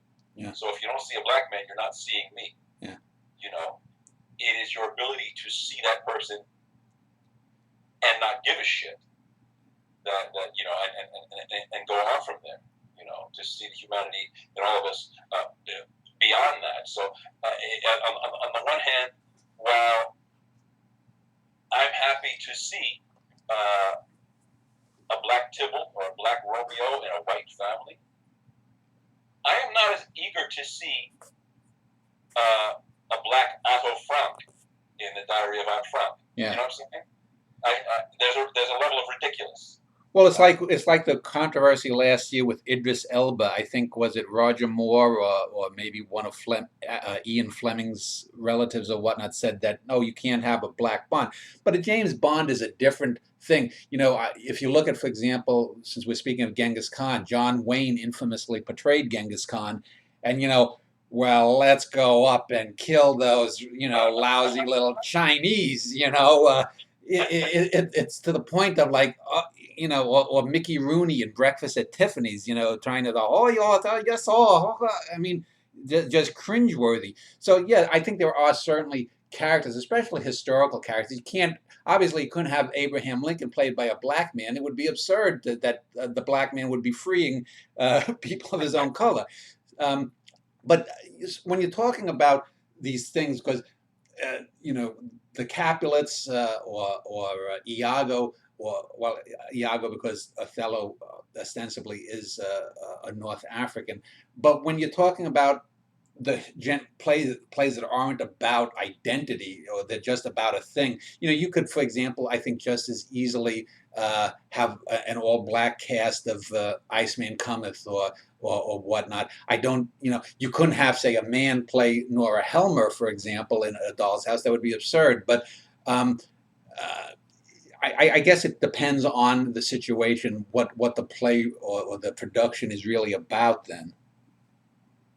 Yeah, it does. If you're going to draw focus from the argument of a particular story or play by casting in a way that is all going to be about the cat thing, then you sort of screwed yourself from the jump. I don't think that in the mythic characters like a James Bond or any of Shakespeare's characters, which become mythic, even though they're based on historical figures, they are mythic because they're in Shakespeare's plays. They become these fairy tales, which only have so much root in reality. That you can, all bets are off. You can experiment with whatever you want. And should, because that's the way we grow. We need to get in there. We need to look at things. We need to try things out and see how we feel about them. But we certainly need to give actors of color opportunities. Again, we're operating on a paradigm which is as old as the Atlantic slave trade, and is very slow to change. They're very slow to evolve out of the ideas that have been set for us, that we have been raised in, that we have grown in, about who is who and where they fit in our society. And the businessmen will tell you, well, we're making product for the majority of people who pay for it. And to a certain extent, that has been true. That's changing. There's a larger and larger ethnic audience, and the white male is going to be in the minority by 2030? Yeah, something like that. Something like that. So things are evolving as a result of that. We are holding on desperately to the old vestiges of the white man as king, as master of this universe, and that includes being master of what is artistically relevant. Mm. And that's changing despite him. And it's all good. It's all good. I was just thinking when you said 2030, I was talking with interviewing someone just a couple of days ago about artificial intelligence and the so-called singularity. And I wonder if one of the reasons that a lot of these Silicon Valley tycoons want to be able to upload themselves is to get away from the coming minorityhood. But Speaking of characters that transcend or the idea of colorblind, I was looking at the demo reel and I was looking at a few other things. Apparently, about 20 some years ago, you did a independent film called Eyes Beyond Seeing, where you played a character that said he was Jesus. I have no idea whether he was a mental patient, whether this was like a Cuckoo's Nest kind of film or something. Uh, and Jesus Christ obviously wasn't a blonde-haired, you know, Scandinavian-looking person. What was that role about? Was that one of your first roles, starring roles? Yeah, it was a little independent film done as a graduating project from the School of Visual Arts by a very talented cat named Daniel Cobb. And the script was about a black man who was a contractor, a carpenter specifically. And his son is killed in a carpentry accident. He brings him to the job, and he is involved in an accident, and he dies. And this protagonist is riddled with guilt about having brought him there and caused this thing to happen. And he shows up in the subway in the form of ostensibly Jesus proselytizing in the subway, and he gets arrested doing this thing. As we see guys, in the streets doing things like this, and he gets arrested, and he is brought to the psych ward in a hospital, and he meets a psychologist there who is assigned his case, who is also dealing with issues of his own guilt, some things that have happened. He has a daughter who is stricken blind, and he feels that that is a result of something that he did, that his evils of the past are being visited upon him in this form. And they go this process of dealing with each other. I mean, I would give away too much of the film to tell you really how this pans out. But the question becomes: Is he Jesus? Is he Christ returned, or is he just this delusional person? And this film had a European release. It got some traction in Europe, apparently. I mean, that's where I've gotten all my accolades for the work. It was an ultra low budget independent film that, like any ultra low budget independent film, has some shortcomings. But I think did what it was supposed to do for the creatives who made it, particularly the director, who's very proud of it still. Has had this little cottage market selling single copies of this out around the world. That's the story of Eyes Beyond Seeing. Yeah, I one of my earliest interviews was with a fellow named Michael Jason Allen, who's an independent filmmaker, and he made a film about 3 or 4 years ago for $5,000, and yet it's remarkable the technology, his skill with a camera and whatnot. It wasn't it didn't look like a big budget film, but it had some real quality to it in terms of the look. Your most famous role that. Interestingly, what's happening now is films made on iPhone cameras are going to Sundance and Cannes. Yeah. So the technology, again, we're moving. There's an evolution, and people who have access to the simplest of video cameras can make art. Yeah. And say, here's my art. And to a certain extent, it's being looked at. What happens, like the independent film movement that happened back in the mid to late 90s, is that all of a sudden everybody was making these little films that people were interested in, and the corporate structure, Hollywood, took it. Well, the same thing happened with blogs. I talked with a blogger once back around 03, 04, 05. Independent people from their basements were blogging about politics and whatnot, and then all of a sudden the mainstream media got on the bandwagon, and that was it. There it is. Exactly. Yeah. So again, there's that vigilance, right? What am I doing? What are you doing? What can I wake up in the morning and do and make that is relevant and important and stand by it? And continue to put that out. That's our job, right? That's the unfortunate thing, though, is you have the sense that there's, because there are so many people out there, and most people are not going to be a John Cassavetes. Most indie filmmakers are not going to be a Cassavetes. That's just a fact of life. That I get the sense that in 2050 or the second half of this century, there's going to be a whole cadre of cyber archaeologists that are going to be discovering great writers whose works went unpublished in their lifetime but are online, great filmmakers. You look at some of these YouTube channels, they have higher, just one or two people, they have higher technical skills than most television had through about 1980. And it's just remarkable. And there's just so much of it. There's such a glut of it. And most of it is lowest common denominator. One of the things I bitch about is I'm talking to you now for a couple of hours, and we're having a human to human discussion that isn't just about, what babes did you bang in through your career or something. We're talking about art. Whereas for 90 minutes or whatever it might be, whereas someone who's going to have a video where Albert Einstein is a furry little chipmunk talking about, the speed of light, is going to get 5 million hits in 2 weeks, whereas it might take me, a year to get 1,000 or 1,200 hits. It's terribly frustrating. I totally feel you, bro. I Yeah. know. I know. Well, let me. It's sort of icky irony Yeah. about all this that those things are happening. It's the downside of democratism. Yeah. All My Children, we mentioned a bit. You played a character called Noah Keefe, and this is, of course, where I had first seen you. And there had been what would be called a super couple, a black super couple, on All My Children about a decade earlier, the Jesse and the Angie characters in the 1980s, which was probably the golden age of soaps.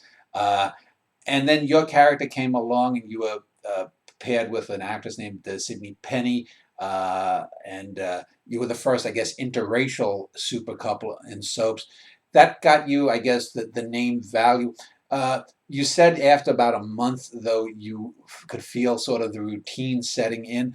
Was there a sense of oh, I've got 2 years on this contract. I'm out of here early on, or was there the hope that the writers might do something that you and the other actors could do? Make a little bit of magic in the in between cracks, or what? Well, there was a hope, Yeah. and however, I think that I was just young, my first television exposure, and I was naive and remained naive through half of my time in LA because I was learning. It was a learning curve, going from one to the other and trying to find one's place and define one's position as an artist. Who do you listen to? Who do you obey? What choices do you make? And that was no different. Where as an actor, I showed up and immediately realized, well, if I let this go the way that they are writing it, it's going to be one thing. If I push for something else, it's going to be another. And collaboration with my co-star, trying to make choices on screen that were a little bit more interesting, being the actors that we were, having the ear of the producers to a certain extent. When they first started writing that character, he was supposed to be there for a short arc. He was supposed to be this sort of bad guy who came along and shook things up a little bit and then made a story for everybody else moving forward. And they realized that the character was compelling. And I said, well, in order for him to stay compelling, you have to let him be interesting in ways that other daytime characters are not.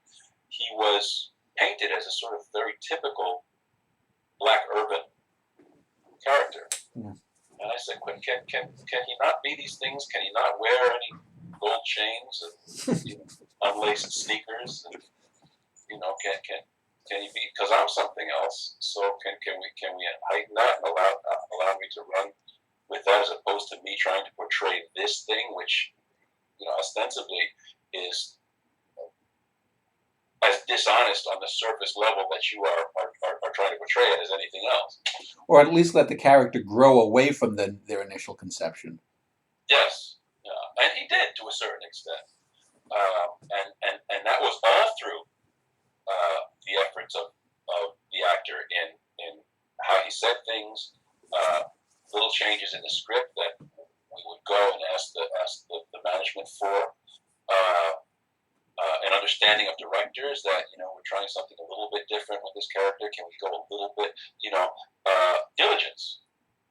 Again, there's the diligence and commitment to what we do. I'm showing up as this thing, and you hired this thing, so I'm giving you 100% of what this is. If you take, at the end of the day, if you only take 25% of that, it's on you. But I'm trying to give you 100. And you can go a lot further with 100 than you can go with 25. Yeah. So how much of it are you going to take? How much of it are you going to take until you're too scared to take any more, or you're too worried that it's going to do something that is contrary to what you're needing to make into perpetuity? And that has happened from gig to gig. Anywhere that I've gone, I think the attempt is to do that. Let me give you more. Can we go a little bit deeper? And sometimes it works, and sometimes it doesn't. Yeah. The other show that you mentioned after that was Andromeda. You'd mentioned it was, I think you said it was syndicated. I could have sworn it started on NBC. Was it not on NBC for the first season? No? It was syndicated. Okay. It may have shown on a local NBC channel when I first saw it. But so that was created by Gene Roddenberry, I guess, but he was dead by that time. So was it? How did you get that role? And the character, was this more Star Trekky, or was it more because in that the big sci-fi thing in that era a decade or so ago was Firefly? Was it more, or even Stargate was still going around at that time, I think. What kind of thing was it, and what was the basis of the character that you played? It's so interesting to hear people talk about this and what they perceive about the era going on.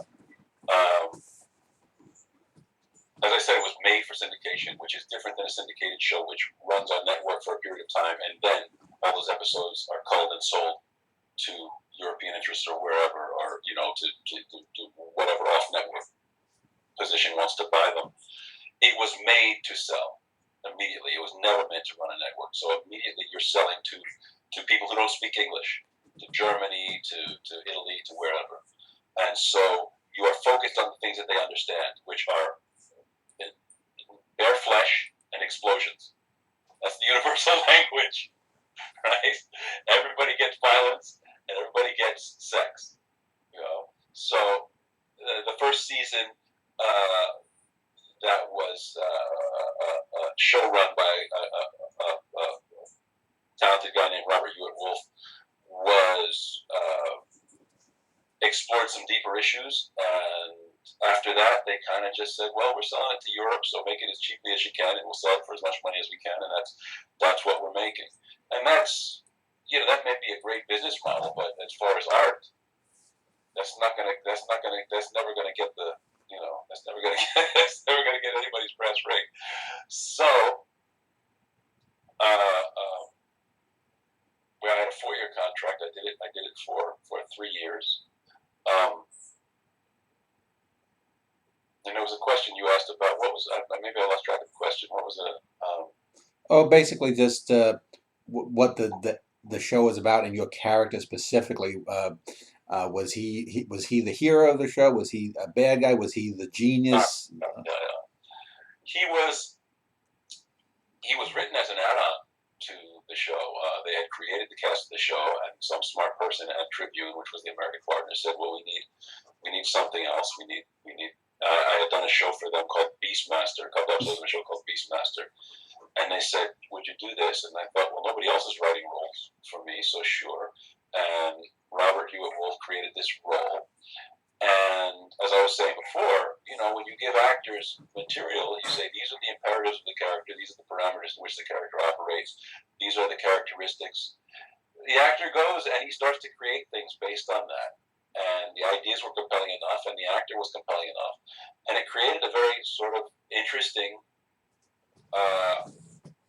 They called him superhuman. He was a genetically engineered human species, Hmm. and he did everything sort of better. He run faster, jump power was stronger than human beings, but it also meant he felt his emotions more strongly, or at least that's the way I conceived it. And that was fun to play to the extent that they would let me play it, but it was a vehicle for another actor. This was something that was created specifically for another actor to star in, and he was the sharp focus. Everything else was behind him, was a background for that. So it wasn't an ensemble piece in any version of that term. Mm. And as I say, made to sell away to Europe, so nobody tended to really care about your artistic choices or your artistic integrity. Yeah. And it didn't stop us from bringing whatever A game we all had, and I had fun, for the first season, and after that, I was kind of like bored. I said, "Well, I want to go create something else." The first acting interview I did that you said you had watched was with a woman named Karen Austin, and she's a few years older than you. She's, I think, 60, and she had said that when she was younger, she, real young actress, she didn't really think about things. Then when she was in her 30s or 40s, she wanted to do things of import, but now she's at the point where she's just wants to have fun, make some money, get on till she can. I guess, retire or whatnot. I would take it that you're not at that point yet. Do you think there's ever going to come a time where, you're going to get a script and even if, let's say you don't need the money, you're going to say, well, this is an interesting role. They really want me for it. Maybe it's a 2-year or 3-year commitment. And it's like, I've got to look out for myself 20 years down the line. Or are you still impelled? Is your primary impulse still, I want to be challenged? It's the primary impulse. I can't say definitively that I won't take the next offer. I did. I walked on to The Young and the Restless, knowing that I had said I didn't want to do daytime. Yeah. I came along and it offered a level of perceived stability. And I say perceived because none of us are actually stable. We may feel that we are, but anything could happen. So I can't, with in all honesty, say that I wouldn't take the next thing. But I don't want to. I want to continue to create. I want to be appreciated for the things that I am creating. And for what I bring to the table, like. Any major actor who's getting to sort of write his ticket and get indulged in the industry is like Sean Penn gets to pick his roles and bring something unique and original to everyone. Sure, I'd love to do that. Am I realistic? Well, I don't know. I'm perhaps much more quixotic than realistic. I still believe in magic and miracles and creating beautiful things. So unlike Karen Austin, I'm not quite at the place, and I don't know that I'll ever get to the place where it's just like, okay, well, whatever. I'm not really concerned about that anymore. It's all I've ever been concerned about. So why would that necessarily change? Yeah. Meanwhile, I am subject to, again, this has recurred again and again in our conversation, the vicissitudes of fate. Yeah. Where is the world taking me? I don't know. All I can do is show up. You mentioned that Andromeda was in the time of Firefly, Joss Whedon's show. And Joss Whedon had done Buffy, right, the Vampire Slayer, and various other things, and was the thing in Hollywood. And he made this show a critical success, absolute failure on TV. 6 episodes on TV, never seen again on TV. Andromeda's cranking out 22 episodes a season, for 5 seasons. Nobody talks about Andromeda. They talk about the 6 episodes of Joss Whedon's show, and everybody who got on that show, had this next thing happen. Yeah. Fate, right? Yeah. Fate. That's all it is. Well, speaking of fate, let me just end this segment and we'll wrap up the interview in the next segment. I wanted to talk because you mentioned Noah's Ark, and early on I said Wikipedia had listed you as an openly gay actor because you did the show. I'd never heard of it, but it brings to mind the conflation that audiences bring in acting. We've talked about writers, Arthur Miller. Other than his marriage to Marilyn Monroe, no one was going to give a damn about what he looked like or what he did or whatnot. And you also mentioned that you wouldn't want people to see Noah Kiefer serving drinks or cocktails or something like that a bit earlier. And I know, for example, I sometimes argue with people on online boards about soap operas, or I argue a lot about lots of things, but I often find it amazing that people will talk about soap opera characters and things that had happened 25 or 30 years ago, and they'll get to a point where, like, everyone I know has said this character had this arc or whatnot, and people say no, that didn't happen, and they'll search YouTube for things, and they feel this personal connection that I think is behind the conflation of that you must have been gay to do a show about. Uh, I guess it was set. It looks like it was set in a hospital or something.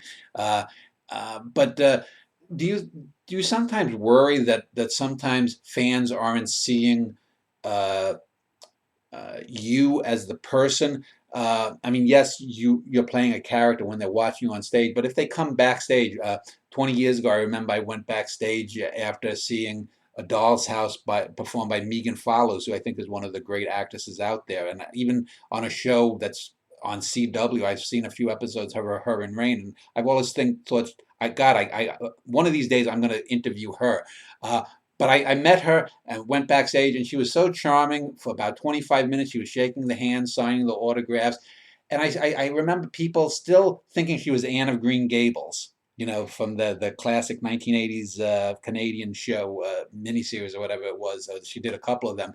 And they were always asking her about it, and she was always unfailingly polite and taking photos and whatnot. And I just went up to her. I said, you did a great performance. It was Nora Helmer and whatnot. But she will always be Anne of Green Gables. There will always be people that subconsciously will conflate you with the character from All My Children, or if let's say you did a television show 2 years from now that ran for 5 years, that might replace him, and you might be Captain Kirk forever. Do you ever worry about that people don't see you as an actor, or do you take that as a compliment that you were so great, so iconic, if you want to use a term like that, as this character that you know that's great?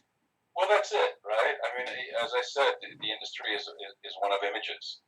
Right? That's what we're selling.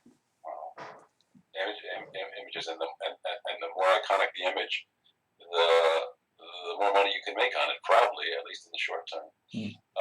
And each of these roles is something that I look on as something I did well, in its time and in its place. It's nothing I wanted to spend a lifetime doing, Yeah. because we are creative people. You write something, and then you're going to write. You're not going to write. You're not. You're not going to. Paint the same portrait over and over again. The same picture. You're not going to write the same poem over and over again. You're going to go do something else. Although people will want you to, even in things like, I mean, I've got poems online or something, or people, even me as someone who's just known online for my website Cosmoetica, people have these vague assumptions that if I for example do a film review and I say that Marcello Mastroianni or something in some film he did in 1970 wasn't up to his best work in Fellini or something like that, there will be people who will rage with a personal kind of anger about this thing that's just so incredibly beyond what a mature being should do. And like I said, whether it's with characters or whatnot, it just still amazes me. And I would think it would be amplified because they know your face is familiar. Even if people can't place it, if you're on a subway train, they'll say, I know that guy. I don't have that problem, but I would think it's even more amplified as an actor. Well, part of the magic of television film is that it generates this emotional investment.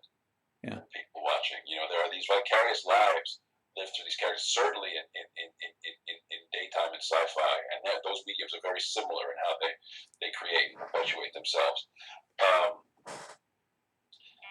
And I don't think there's any getting away from that. The fandom, its very nature is such that there is this separation between the human being, the actor who is making these things that you ultimately see, and the person watching. They cannot have any real sense of our humanness, our lives, what we do, who we are. All they have are these images being served to them, and so they show up with that in their mind. And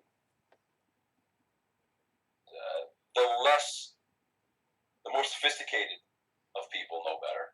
Will show up and see you and do something else and just support you as an actor. There are those as well. Well, let's. I'm sorry. Go ahead. Just that it's a very big country, and there's people out there who have no exposure whatsoever to the reality. The majority of lay people have no exposure to what my life would be like on any level, or what I would be like as a human being, because they have not been exposed to it, nor would they necessarily take the time. There's a whole lot of data that you can research about Keith Hamilton Cobb that will give you some sense of what kind of person he is. But how much time do people in this age and culture, how much time do they spend reading the writings or the thoughts of Keith Hamilton Cobb, or see him as an author, or as a champion of particular causes, or until you're famous, until you're they're gonna crawl all up Johnny Depp's ass with a microscope because he's Johnny Depp, because he's so much in the. They want to know anything, when he steps out of his house, they want to know where he's going, what he's doing, so they're all in his business. I'm not like that. I'm in another place in my life and career, and they're not going to have that exposure to me because they're not going to be compelled to seek it. They're satisfied to see me as whatever thing I represent, and intuit from that their version of who I am as a human being. Well, let's end this here, and in the final segment, I just want to give you a couple of minutes just to wrap things up. We'll do that in a moment.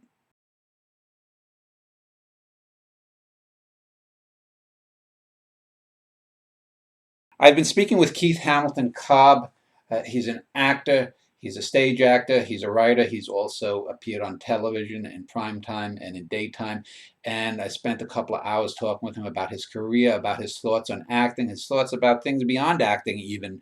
And I was just saying off screen here, I feel a little bit guilty because I know initially you had only wanted to do like 60 or 70 minutes, but and I'm not trying to kiss your ass, but it's very rare. And one of the reasons I do these interviews with philosophers or theologians or artists or scientists is because people don't speak. And it's been a terrific conversation. As I said, I hope that you've enjoyed it. I hope that the people have enjoyed it and have gotten something new from whatever expectations they may have had if they were expecting to see Noah Kiefer or what was his name, Tir-Anasazi. But if I could give you just a few minutes to maybe just wrap up some of your thoughts about the art of acting, what you are going to do in the next year or two, where you'd like to go, and if you have any advice for especially younger actors who may be watching this.